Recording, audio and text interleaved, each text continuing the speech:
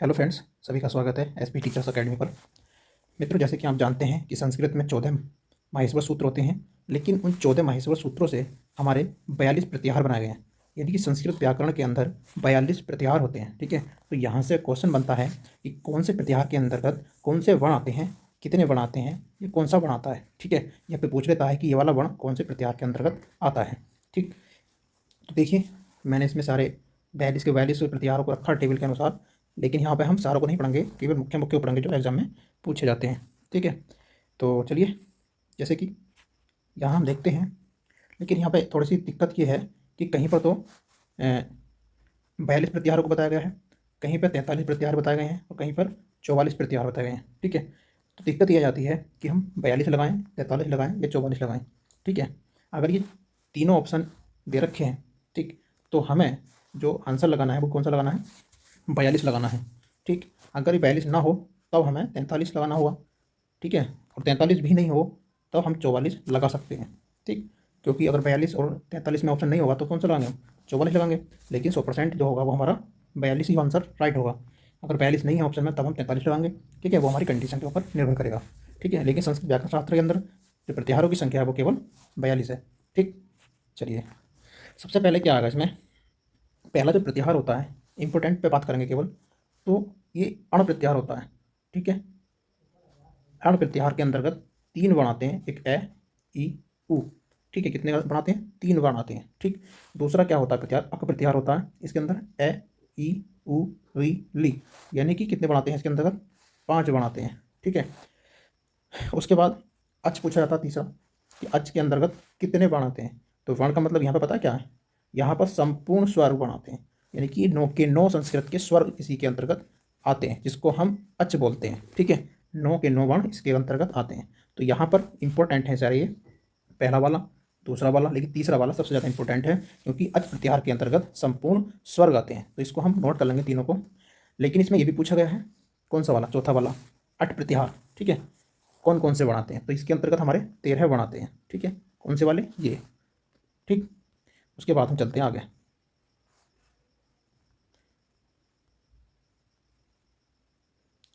आप देखिएगा, सबसे इंपॉर्टेंट 8वां वर्ण प्रत्याहार फिर हमारा, इसमें क्या है, 8वां प्रत्याहार।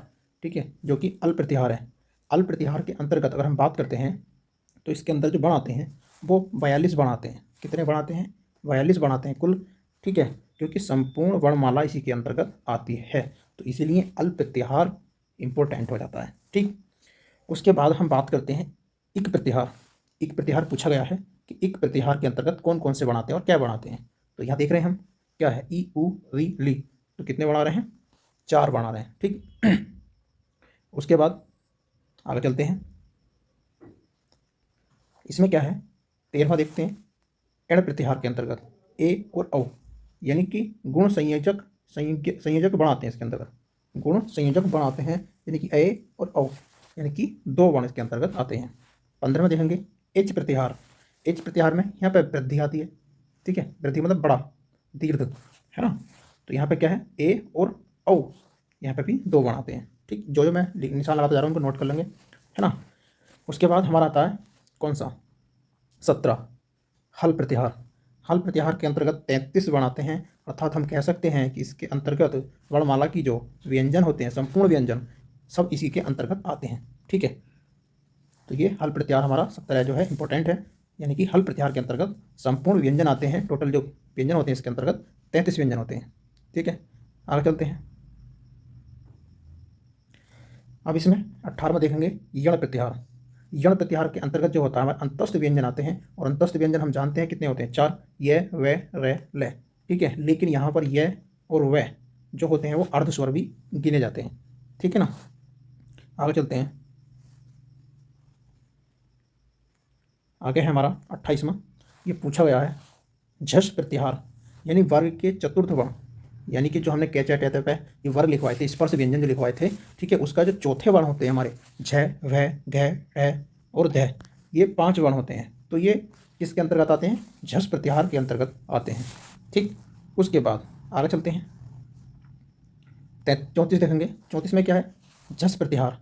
झष प्रत्याहार के अंतर्गत ज, व, ग, ड, द, यानी कि इसके अंतर्गत 5 वर्ण आते हैं, यानी कि हम कह सकते हैं कि ये वर्ग के तृतीय अक्षर आते हैं या तृतीय वर्ण आते हैं। ठीक है नहीं, जो हमारे स्पर्श व्यंजन है उसके जो तीसरे अक्षर हैं यानी कि वर्ण हैं वो हमारे जस प्रत्याहार के अंतर्गत आते हैं। ठीक, 34 में। उसके बाद है हमारा 36 ख प्रत्याहार। ख प्रत्याहार के अंदर क्या आता है? ख, फ, छ, ट, थ, ट, त, क, फ, है ना। तो इसमें हम देख रहे हैं कि वर्ग जो वर्ण के होते हैं ना, पूरे वर्ण हमारे स्पर्श, तो उसका द्वितीय और प्रथम वर्ण जो होंगे वो इसी के अंतर्गत आते हैं और कुल मिलाकर कितने होते हैं? 10 वर्ण होते हैं। ठीक, उसके बाद आता है हमारा च यानी कि 39। च में च, ट, त, क, प। ठीक है, यानी कि इसके अंतर्गत हमारे प्रथम वर्ण आते हैं, प्रथम अक्षर आते हैं। ठीक है, ये कितनी संख्या होती है इनकी? 5 ही होगी।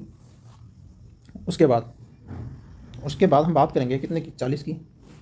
चर प्रत्याहार, इसके अंतर्गत पूछा जाता है कई बार कि च प्रत्याहार के अंतर्गत कितने वर्ण आते हैं, तो कहते हैं कितने आते हैं? 8 आते हैं। ठीक है, सर प्रत्याहार के अंतर्गत 3 आते हैं। कौन कौन से? तीनों से आते हैं, है ना। और सल यानी कि लास्ट वाला 42 जो सल प्रत्याहार है उसके अंतर्गत हमारे ऊष्म वर्ण आते हैं। ठीक है, कौन कौन से होते हैं ऊष्म? श और है। ठीक है, तीनों श और एक है, यानी कि इसके अंतर्गत 4 वर्ण आते हैं। अब बात चलती है 42 वर्ण तो कंप्लीट हो गए, और एक आता है हमारा यंग। ठीक है, यंग, इसमें ले, रे और ले 2 वर्ण होते हैं। ठीक है, और हमारा 44 में जो आता है वो यम होता है, यानी इसके अंतर्गत क्या होता है? ये जो हमारे 5वें वर्ण होते हैं वर्ग के 5वें जो वर्ण होते हैं, अक्षर होते हैं, वो इसके अंतर्गत आते हैं। य, व, ण, ण, न। ठीक है, तो इसलिए मैंने बताया है आपको कि अगर हमें 42 ऑप्शन मिलता है तो 42 लगाएंगे, अगर 42 नहीं है तो 43 लगाएंगे, और 43 भी नहीं है तो 44 लगाएंगे। लेकिन यहाँ पर जो अगर ये दे रखे हों तीनों, तो क्या लगाना हमें? 42 ही लगाना है। ठीक, चलिए, कैसा लगा ये वीडियो? और इसको सबको नोट कर लेना, क्योंकि बिगर नोट करे हम इसको नहीं याद कर सकते। ठीक है, एक बार देख लेंगे तो सब याद हो जाएंगे। ठीक।